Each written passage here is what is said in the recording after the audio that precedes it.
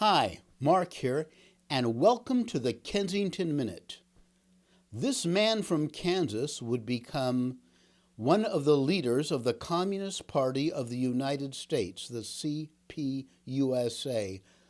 A reporter from the New York Times described him as a haggard little man with grizzly hair and a stubby mustache, who looks as though he had eaten something that did not agree with him, unquote. Well, capitalism certainly did not agree with this little man, and neither did Joseph Stalin. Do you know who he was? He was Earl Browder, who, unlike the many ethnically exotic Eastern European American communists, was about as plain and white toast as you can get.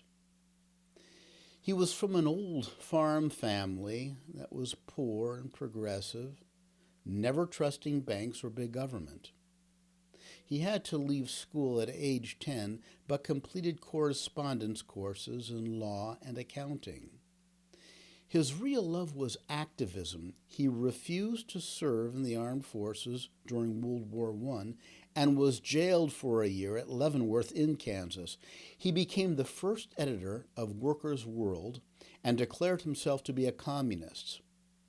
By 1912, he had been very tight with hard left labor leaders, and in 1917 he traveled to Moscow as part of the first Congress of Red International Labor Union leaders, where he met Lenin. He said of Lenin, "I was a follower of Lenin. I trusted him implicitly." He was later to say that he never fully trusted Stalin. Certainly Stalin never trusted him.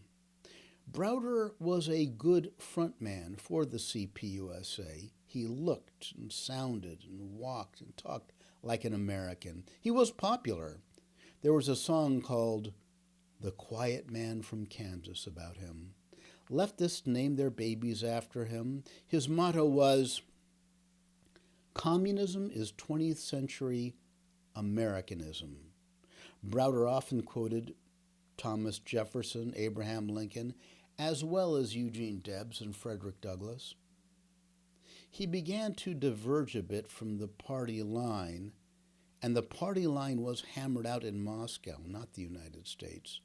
Browder talked about the intersections of capitalism and communism. His tone by the late 1930s was less doctrinaire, less shrill than that coming from Moscow. So, immediately after the Red Army took Berlin, Stalin defenestrated Browder. He was promptly expelled in 1945. Stalin had not made provision for any American patriotism in communism, whatever patriotic American communism was.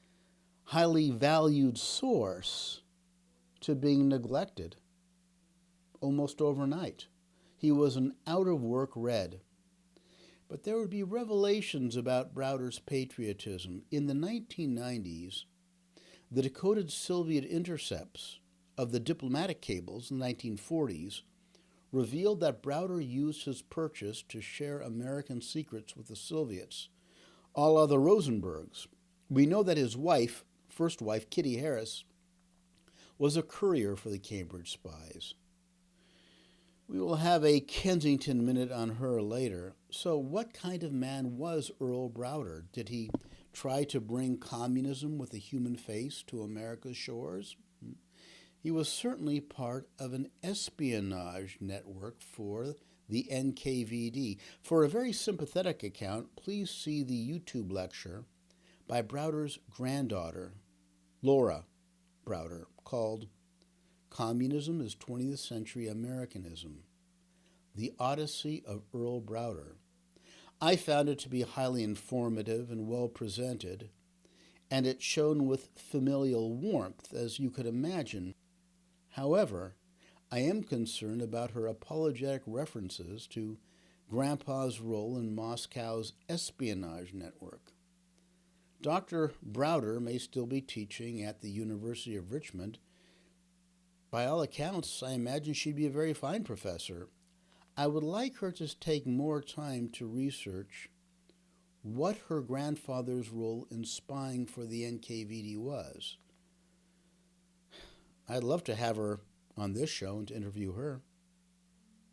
This Kensington Minute does not reflect the official position of the United States government. Take the Kensington Challenge. Out here,